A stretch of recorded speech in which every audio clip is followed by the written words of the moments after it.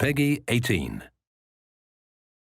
I beg of you, dear friends, if you've not yet experienced the full events of Ragnarök, spoilers are coming.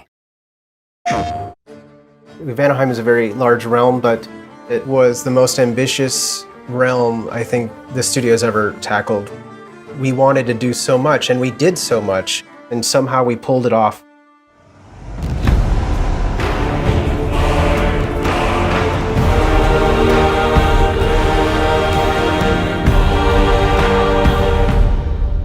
Hi, my name is Aaron Contreras, and I am a senior environment artist at Santa Monica Studio. My name is Lena. My role on the game is a 3D environment artist. My name is Jeremy War, and I'm a senior staff level designer. My name is Elizabeth Bright, and I'm a level designer at Santa Monica Studio.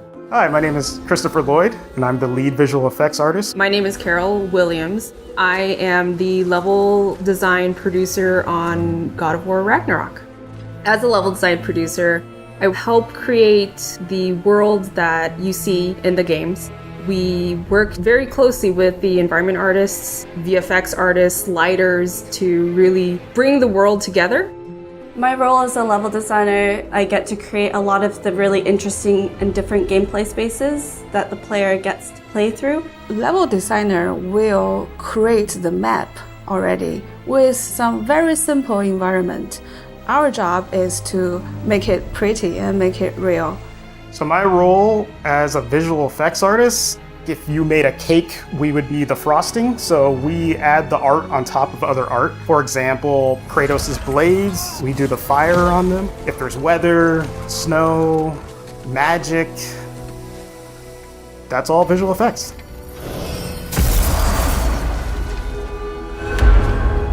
Wow, it's beautiful. And, wet. It is also dangerous. We didn't really see much of Vanaheim in the previous game, other than that little window in Freya's house.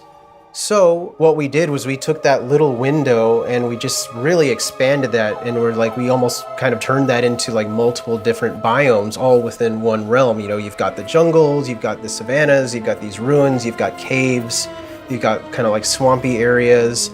And they all kind of retain a little bit of that palette from that original window. We pull a lot from Norse mythology as we're creating the different realms, but we've also added our own unique twists and inspiration to each of the realms, so the player is surprised each time they play through, with the added layer of Fimbulwinter and the upcoming war to add tension and build interest as the player plays through these different sections.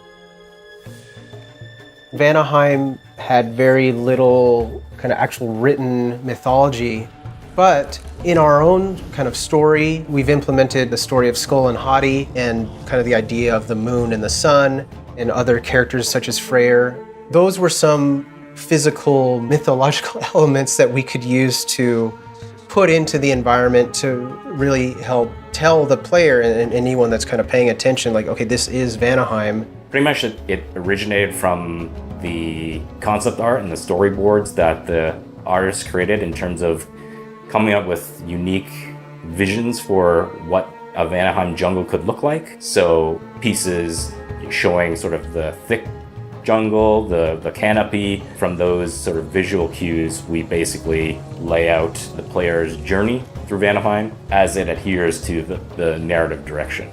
Vanaheim is extremely different than all the other realms that we visit. The grotto specifically, or the crater, where we actually get to see that world. Fate only binds you if you let it. Do what is necessary, not because it is written.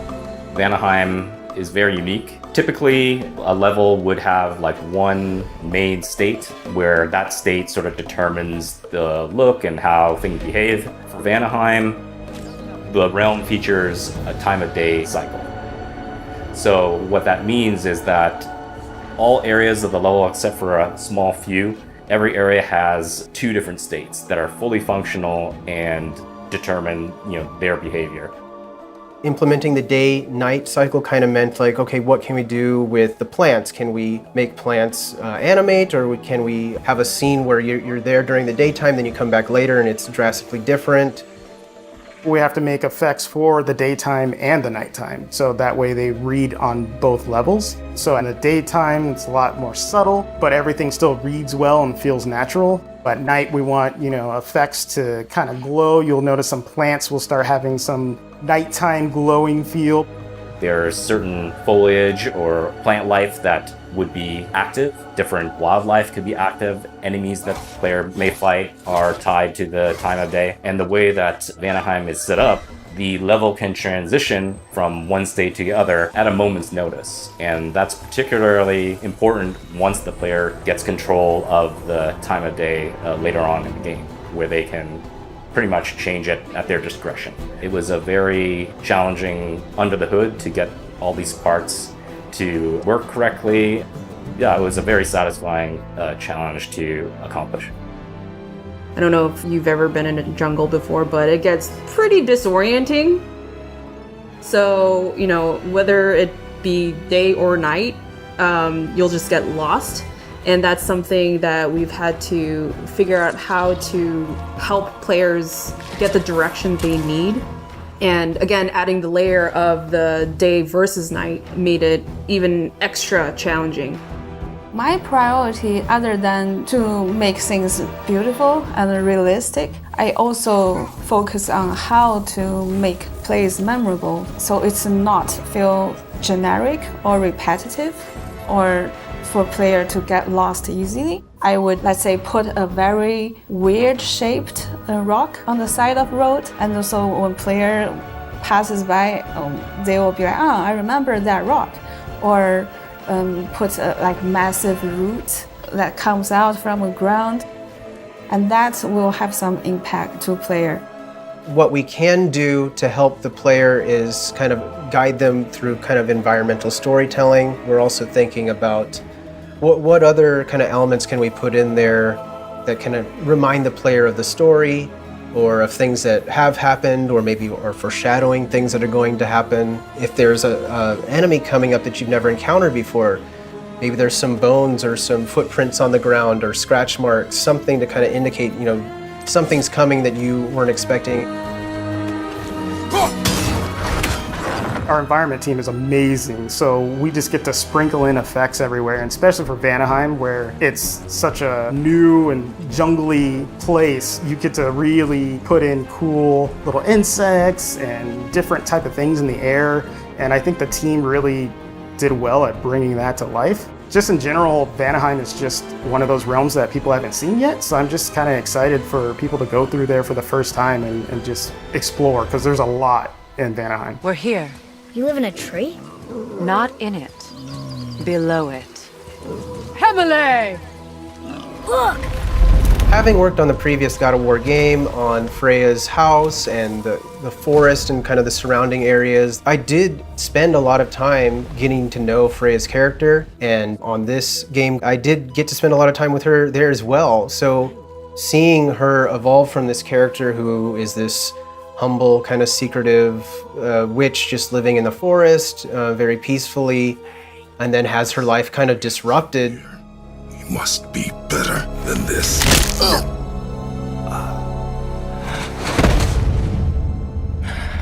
In the last moments of God of War 2018, what Kratos had done to Freya by killing her son. He saved your life! He robbed me of everything! We left off seeing Freya very angry and bitter towards Kratos, wanting revenge. Everything! We are discovering Vanaheim along with Freya because she hasn't been back to the realm in a long time. My village. I hardly recognize it. I used to play hide and seek with Freya in the crops. At harvest time, we'd dance and feast until the sun rose. Why did I have to come back here and be reminded of all this? We want to show sort of the decline that the realm has suffered in her absence, sort of the heartbreak that she would feel when she revisits areas that were once vibrant, that have now succumbed to Odin's forces and their occupation of Vanaheim.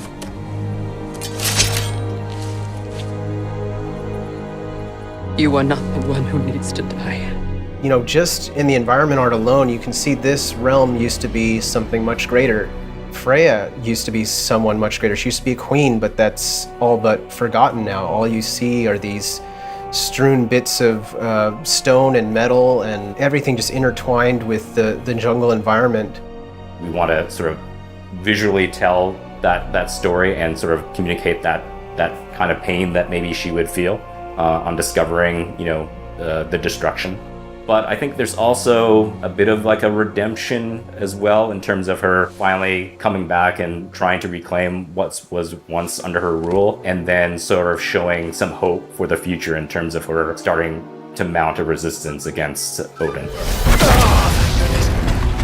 On your right! Just seeing everything put together, seeing what environments did with all the creatures and the animals and the plant life. My proudest moment with our game is just seeing all of it from start to finish coming to life. The people that worked so hard on it, they really worked hard to pull that world together, and it really shows in how fun it is, even how beautiful it is. Seeing what it became is really amazing to me. When designing a new realm, we definitely take player expectations into consideration, as we want to still surprise and delight the player by creating a new space that they have not seen before, but also still maintaining the high standard of quality that we've provided to them in previous realms. It feels good to see, once everything is put together, how much impact it really has. The last time I played it, it's fantastic, and I think people will really enjoy it.